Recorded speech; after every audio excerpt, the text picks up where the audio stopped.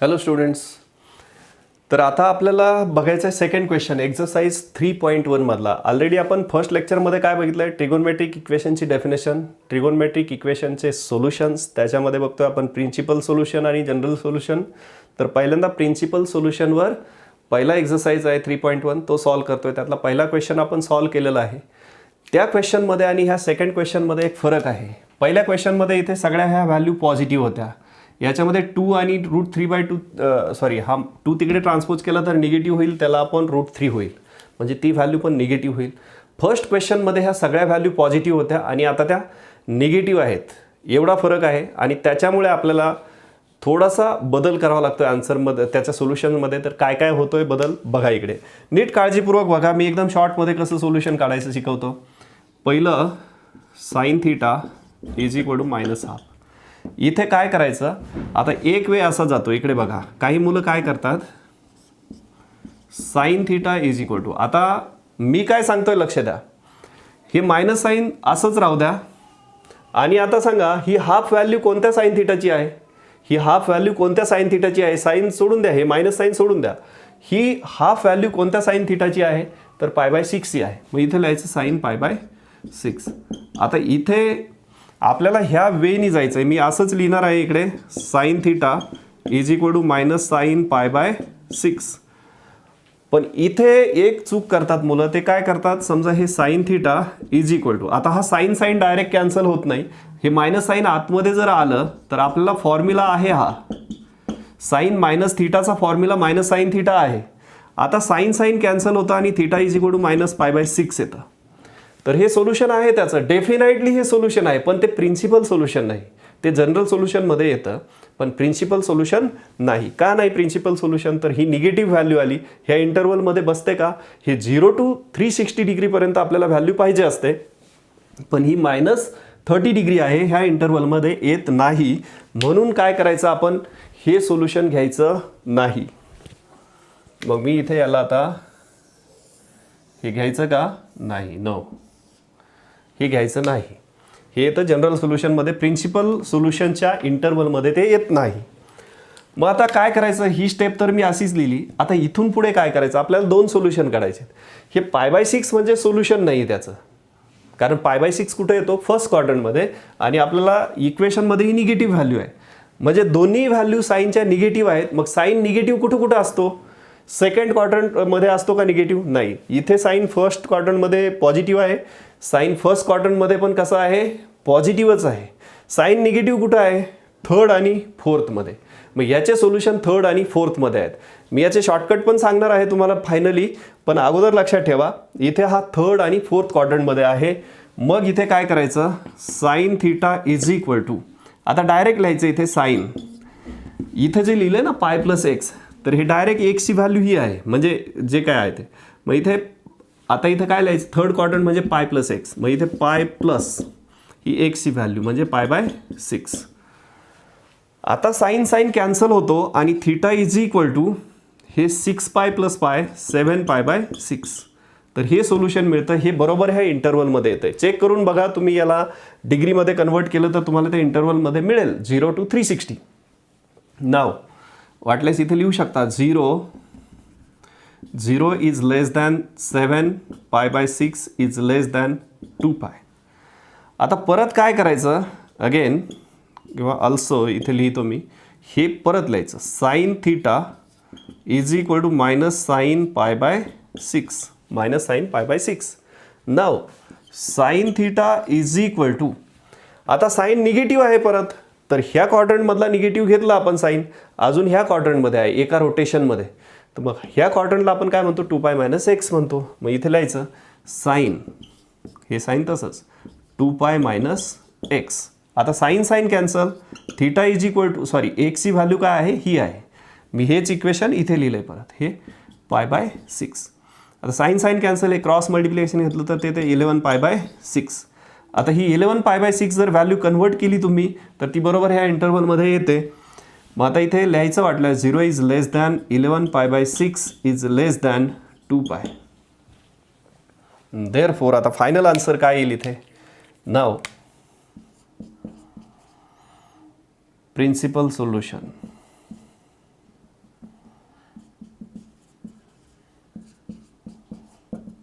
Is equal to काय येईल ते प्रिन्सिपल सोल्युशन. एक येईल 7π/6 कॉमा दुसरं काय येईल 11π/6 लिहून टाकायचं. आता इथे व्हिडिओ पॉज करा आणि हे लिहून घ्या.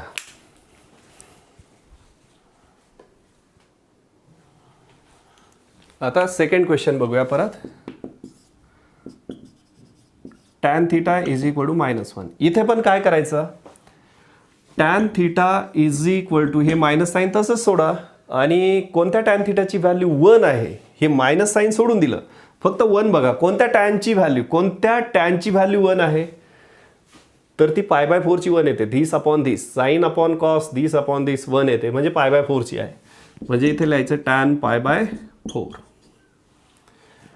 आता इथे हे असं tan theta is equal to ही tan मायनस थीटाचा फॉर्म्युला काय आहे मायनस tan थीटा आहे. मग इथे पण tan कॅन्सल होऊन -π/4 ही व्हॅल्यू येते.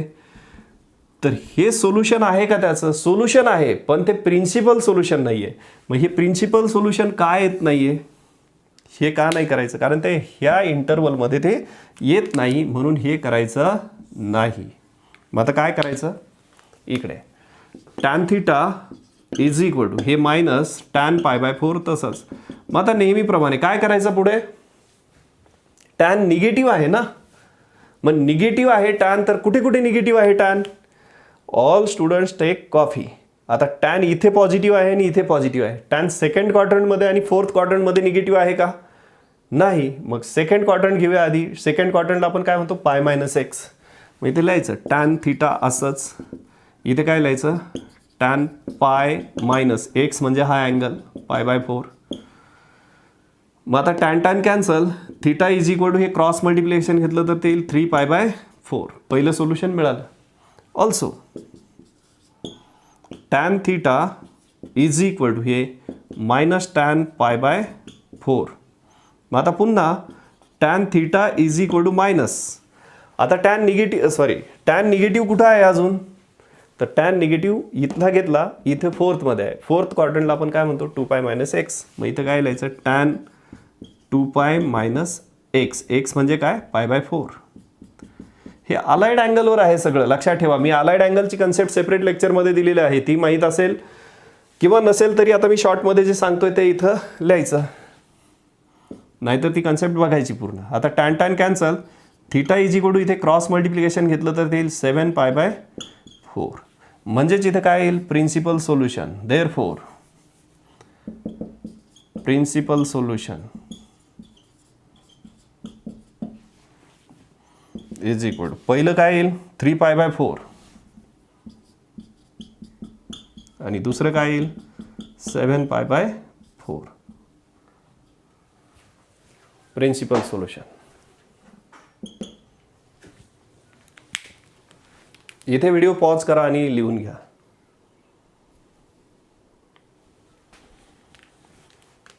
आता थर्ड प्रॉब्लेम बघा. √3 cosec theta +2 is equal to 0. म्हणजेच काय, cosec theta is equal to -2/√3. हे -2 झालं त्याला आपण √3 झालं. आता इथे पण काय करायचं, therefore cosec theta is equal to हे मायनस साईन विसरून जा आणि कोणत्या कोसेकची व्हॅल्यू 2/√3 आहे, कोणत्या कोसेकची व्हॅल्यू 2/√3 आहे याचा रेसिप्रोकल घेतला 2/√3, तर इथं साईनचा रेसिप्रोकल कोसेक म्हणजे ती π/3ची आहे. मग इथे कोसेक π/3. मग आता इथे परत तुम्हाला असं मिळतं cosec theta is equal to cosec -π/3. मग आता cosec cancel, theta is equal to -π/3. मग आता हे सोल्युशन आहे का, सोल्युशन आहे पण प्रिन्सिपल सोल्युशन आहे का, बिलकुल नाही. का नाही आहे ते प्रिन्सिपल सोल्युशन, कारण ते ह्या इंटरवलमध्ये येत नाही. समजलं. मग आता ही मेथड घ्यायची नाही. इथे तुम्हाला सांगितलं तसंच पहिल्या 2 क्वेश्चनसाठी काय करायचं असतं, इथे देअरफॉर इथे cosec theta is equal to ही अशीच लिहायची स्टेप मायनस कोसेक π/3 कारण हे मायनस साईन सोडून दिलं आपण आणि कोणत्या कोसेकची व्हॅल्यू 2/√3 आहे तर ती π/3ची आहे, आपण ते लिहिलं. आता पुढे एकदम सोपा पार्ट आहे. आता कोसेक निगेटिव्ह आहे. कोसेक निगेटिव्ह कुठं कुठं असतो? पहिल्या क्वाड्रंटमध्ये तर पॉझिटिव्ह असतो, दुसऱ्या क्वाड्रंटमध्ये पण पॉझिटिव्ह असतो, तर तिसऱ्या आणि चौथ्या क्वाड्रंटमध्ये पॉझिटिव्ह नसतो, तो निगेटिव्ह असतो. मग तिसऱ्या क्वाड्रंटला आपण π+x म्हणतो आणि चौथ्या क्वाड्रंटला आपण 2π - x म्हणतो. मग xची व्हॅल्यू म्हणजे π/3 आहे. म्हणजे π/3 एक सोल्युशन झालं आणि 2π - π/3 हे दुसरं सोल्युशन झालं. आपण फक्त इथे फॉर्मॅलिटी म्हणून लिहितोय. मग आता कोसेक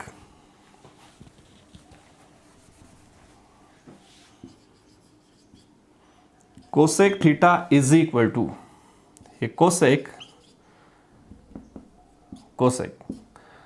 π+x, पहिल्यांदा π+x, x ची व्हॅल्यू आहे π/3.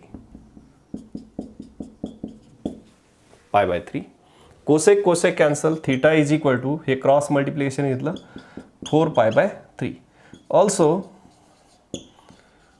Cosec theta is equal to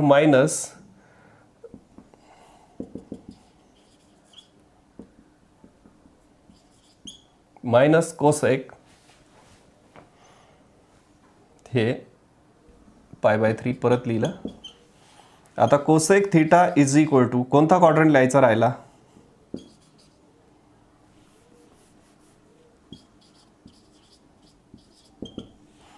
हा क्वाड्रंट. ह्या क्वाड्रंटला आपण काय म्हणतो? 2π - x. x ची व्हॅल्यू आहे π/3. सॉरी, इथे कोसेक राहिला. 2π - x म्हणजे π/3. क्रॉस मल्टिप्लिकेशन घेतलं, cosec cancel, theta is equal to cross multiplication घेतलं 5π/3. तर सोल्युशन काय झालं त्याचं? रिक्वायर्ड प्रिन्सिपल सोल्युशन काय आलं ते? 4π/3 आणि 5π/3.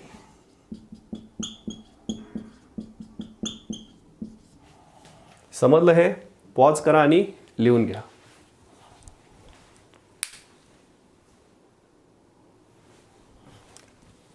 आता इथे मी होमवर्क लिहिलंय, तर हा तुम्हाला होमवर्क सॉल्व करायचा आहे. तर याच्या अगोदरच्या लेक्चरमध्ये जे पहिल्या टाईपचे सगळ्या पॉझिटिव्ह व्हॅल्यू आले इकडं लिहिलेत मी 6 एक्झाम्पल, निगेटिव्ह व्हॅल्यू आले सगळे इकडे आहेत एक्झाम्पल्स. तर मी 2 तुम्हाला हे 2 आणि हे 2 शॉर्टकटने सॉल्व करून देतो. बाकी 4 तुम्ही हे टोटल होमवर्क करायचं आहे आणि हे टोटल होमवर्क करायचं आहे. मी याचे आन्सर्स देत नाही तुम्हाला, तुम्ही काढायचे ते. ठीक आहे, नंतर लाईव्ह लेक्चरमध्ये आपण आन्सर्स बघूया त्याचे, कारण आन्सर सांगितले तर लगेच येतं ना ते. आता मी शॉर्टकटने काढतो, तुम्ही डिटेल कसं लिहायचं ते मी लिहून दिलेलं आहे शॉर्टकट. बघा इकडे, sine theta is equal to हा पॉझिटिव्ह व्हॅल्यूमध्ये तर काय असेल? हे जर पॉझिटिव्ह आलं तर तुम्ही काय करायचं? डायरेक्ट ही व्हॅल्यू बघायची. कुणाची आहे? हाफची. Sine theta is equal to half. तर पहिलं सोल्युशन π/6 आहे, कॉमा दुसरं सोल्युशन काय आहे? हे π/6 आलं ना हाफ. आता साइन पॉझिटिव्ह आहे, साइन पॉझिटिव्ह पहिल्या क्वाड्रंटमध्ये आहे, हे सोल्युशन आलं. दुसऱ्या क्वाड्रंटमध्ये असतो पॉझिटिव्ह, दुसऱ्या क्वाड्रंटला आपण π - x म्हणतो. तर x ची व्हॅल्यू हीच आहे. मग हे π - x किती झालं? π - π/6. तर हे झालं 5π/6. दुसरं सोल्युशन आलं 5π/6. 2 सोल्युशन झाले. आता हे काढायचं, तर ही व्हॅल्यू बेसिक कुणाची आहे? 1/√3. कोणत्या कॉसची आहे? तर π/4ची आहे. पहिलं सोल्युशन झालं π/4. दुसरं सोल्युशन काय येईल? π/4. हा कॉस पॉझिटिव्ह आहे, पॉझिटिव्ह π/4 पहिल्या क्वाड्रंटमध्ये आलं सोल्युशन. आता अजून पॉझिटिव्ह कुठं असतो कॉस? तर तो 4th क्वाड्रंटमध्ये असतो. 4th क्वाड्रंटला आपण काय म्हणतो? 2π - x. मग इथे 2π - π/4 क्रॉस मल्टिप्लिकेशन घेतलं तर किती येईल ते? 7π/4. हे झालं दुसरं सोल्युशन. तर हे तुम्ही बाय शॉर्टकट असे MCQ आलं तर सोल्युशन काढू शकता, पण स्टेट बोर्डला आलं तर असं डिटेल लिहायचं. मी दोन्ही लेक्चरमध्ये जसं लिहून दिलंय तसं. हे बाकीचे 4 तुम्ही शॉर्टकटने पण ट्राय करा आणि मग डिटेल लिहा. अगोदर शॉर्टकटने ट्राय करा आणि मग डिटेल लिहा. ठीक आहे. नाव आता इथे बघा, इथे मात्र लगेच पहिली व्हॅल्यू काढल्यावर नाही. इथे पहिली व्हॅल्यू, इथे 3 व्हॅल्यू काढाव्या लागतात.